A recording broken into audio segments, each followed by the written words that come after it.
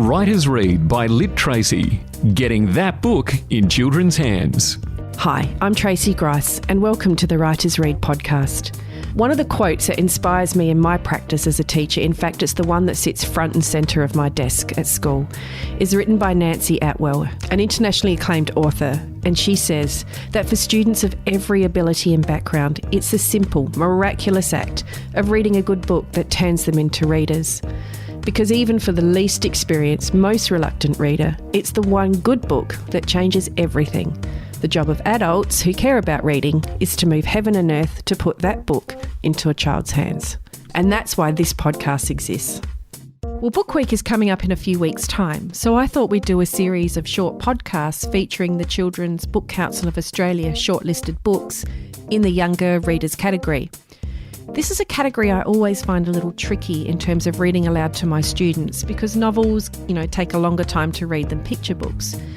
So what I'm going to do is use the Writers Read podcast as a resource for my students in the lead up to Book Week.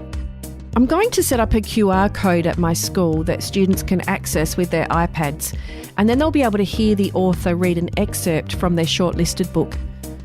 As you always hear in the Writers Read podcast, I have a short chat with the author about their life as a reader, but for these special edition podcasts, we'll use the chat to explore the Book Week theme of Find Your Treasure. As you're probably aware, these authors are national authors, so catching up with them face to face was difficult. These special episodes have been recorded via Skype. In this episode, we hear from Martine Murray. Martine was born in Melbourne, and after a stint in art school and then in the dance world, Martine now writes books. She has written picture books and novels and has also illustrated a picture book. Martine has 2 books on this year's CBCA shortlist for younger readers, Marsh and Me and Henrietta and the Perfect Night. Now let's hear Martine read from Henrietta and the Perfect Night. Okay, so this is quite early on in the book, and it's where Henrietta has discovered that her mother is pregnant, and she's asked how long it will be till the baby comes, and the father has used the apple tree in the backyard as a way of trying to give her a sense of a 6-month period. So he's talked about it will take as long as the apples will take to grow on the tree. And so she says, still, that's a very long time, and I have no patience.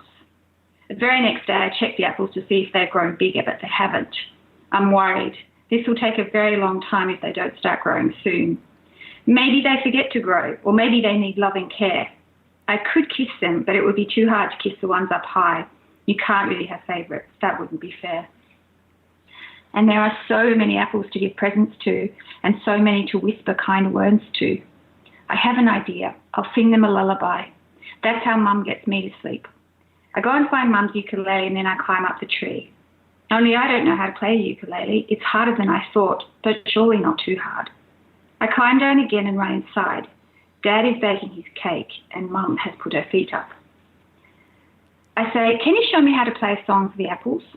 Why do you want to play a song for the apples, says Mum. Because I want to give them some loving care so they grow faster, so the tree loses its leaves faster, and then it will be time for the baby to come. Good idea, says Mum. So we go outside and sit under the tree together, and Mum tries to teach me to play the ukulele. But after a while I say she can play and I'll sing, as I have no patience for learning to play the ukulele, but I do have a mouth to sing with. Everyone does. Except worms, poor worms, they can't sing. And maybe fish can't sing either since they're underwater. Sing loud, says Mum, because the baby will hear you and maybe it will grow faster so it can meet you. I've never thought about the baby meeting me. Will my baby sister like me? Will she be pleased that I, Henrietta, the great go-getter, am her big sister? Sometimes I can be bossy, and I've never been a big sister. I need to practice. One thing about me is I have great go-getter determination. Enough singing now, I say. I don't want to hurry my baby sister after all. First, I need to practice being a big sister. So I'll leave it there with her off to practice being a big sister on a difficult little girl down the street who sort of teaches Henrietta that she can have patience after all, if that's what she's facing. As I mentioned before, Martine has 2 shortlisted books for this year's CBCA Younger Readers category. Now here's Martine reading from Marsh and Me. I'm going up my hill. I call it mine, but it's no one's hill. It's not even a real hill. which is why I like it.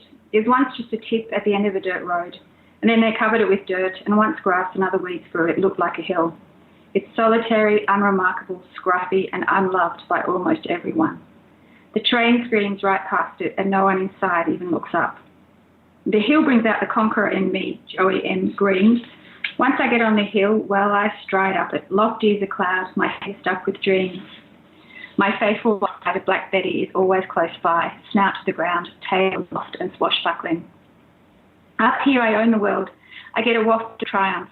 If you had a guitar and you wanted to play it really loud, this would be the place to do it. There's only the birds to hear you and only the sky to fill with notes. No one to laugh at you or snig you if you're not that good. I admit it straight up, I'm no guitar hero, but at least up here I can imagine I am. Up here I go about with a Jimi Hendrix swagger if I feel like it. I'm anything I want to be. Famous astronaut, mountain climber, warrior, poet. I practice the conversations I'll have when they interview me on radio about my distinguished career. Just as I'm settling into my story, I hear a noise that doesn't belong. You wouldn't hear such banging in the middle of an interview with Sir Edmund Hillary. Heard of him?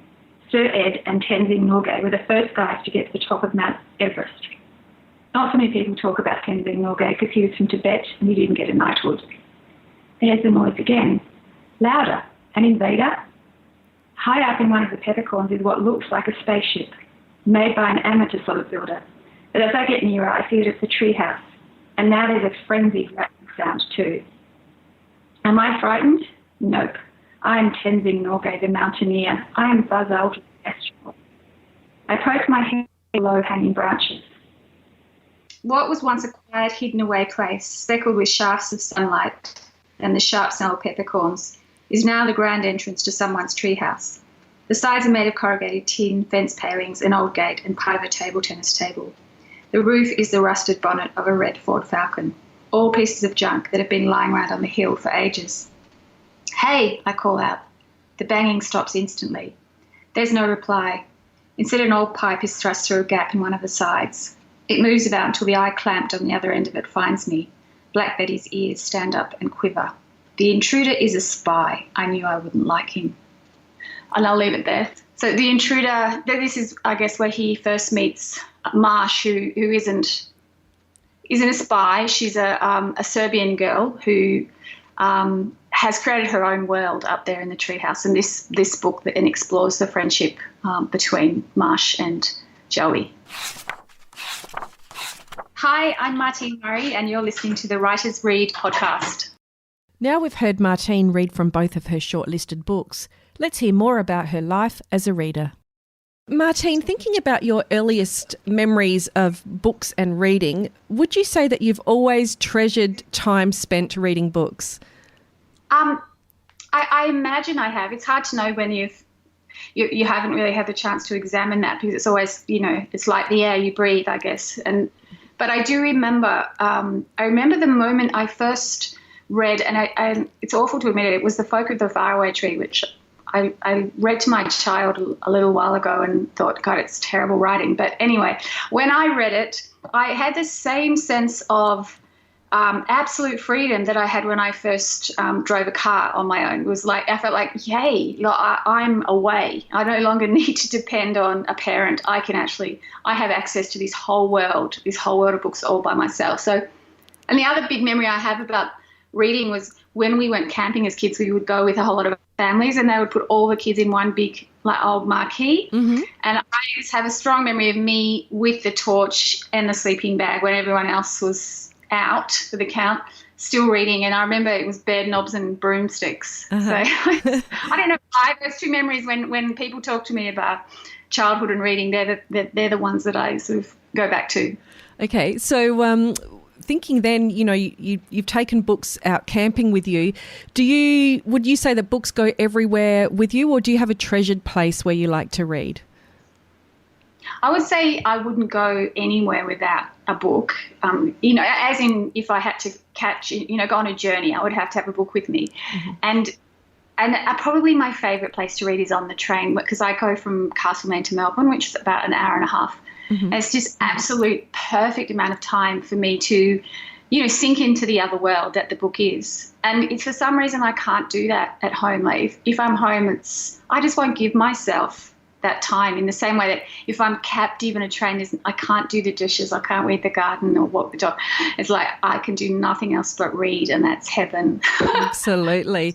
And isn't it such a shame that in our own lives that, you know, we have so many other responsibilities that we often feel that reading is it's almost a guilty pleasure sometimes. That but when you have nothing else to do, you do have that permission, I guess, to read, because really what else can you do for an hour and a half sitting on a train? Yeah, I got back from a trip with my daughter from overseas, and we both got sick. And it was another time where we both just sat around on the couch reading for days. And after I got over the hell of being sick, I was just like, this is actually really great. We're just reading. Absolutely. So what treasure do you find in reading? What does reading bring to your life? Well, God, so many treasures. First of all, the way that it opens up a whole other world to you that isn't yours. And in that way, because it engages your imagination, I feel like it expands you and expands your understanding of others, and your understanding and ability to engage with the huge, sort of magnificent, sometimes challenging experience of having life. It's like, oh, okay, so this is how other people have their lives. And I can't imagine not feeling that companionship, just particularly because the worst thing about reading as opposed to film or other art forms is that you really get a very engaged perspective on someone's interior life, which I'm so interested in the interior life, because it is the life that's sort of where we dwell, but are fairly inaccessible in terms of how other people, dwell in their interior life. But I think also another magical thing about reading is that I can be reading Virginia Woolf, who's writing from England, from a small county in England in another century, and that I can feel both the difference of her life, but I can also feel a real connection with what she's saying. And I mean, that you could extend to all corners of the globe and all times in history, right back to the Bible. I mean, that's a pretty amazing thing that you can do. And also the fact that I think story, if you are reading fiction, is it's sort of one of those things that gives structure to the chaos and the constant sort of flow that life is. And in doing that, it distills something that we can digest and gives us a sense of something that we'll never really be able to grasp, except it does give us a sense that there is this amazing, ungraspable thing, which I think is, what enables you to feel that there is something sacred about life too.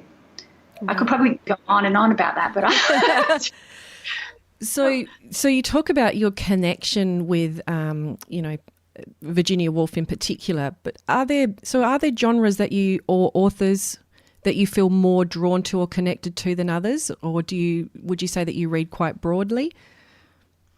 I think I'm fairly fussy about what I read, and I'm quite exacting. Like, I won't stay with something that doesn't grip me. Although I must say, if you're in the world of children, my favourite writer is Tove Jansson, who wrote the Movement Control books, and I also love Lewis Carroll and A.A. Milne. So I'm, really like people. It seems to be from a long time ago. I don't read that much contemporary children's literature.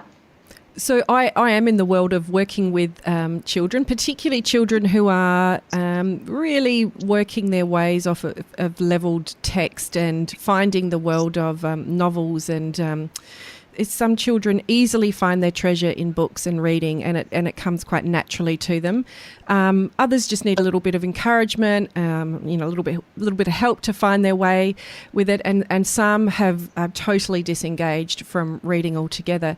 So I was wondering, do you have a tip or like a go-to quote that you have that could help children to find the book or find their treasure in reading and in books? Oh, I don't know, because I think that the wonder of books and the wonder of humans is that there's so much diversity in that. Like, what sings to me will not sing to the next person, and it's the same with children. Like, I feel like it's about them finding that book that is in some way approachable or in some way engages them because of who they are. Mm-hmm. So I guess my thing would be keep exploring till you find that book, and and once you find that book, I guess I hope that it would be opening a door, like a portal into a world that you could then be willing to keep exploring in, because of what it will deliver in the end. It feels to me like the world would be a very worrying, not that it's already a fairly worrying place, but that if we stopped reading, that we would become less tolerant, because that it does give us a perspective on realities that are remote from ours, which, I think is crucial in this time, that children are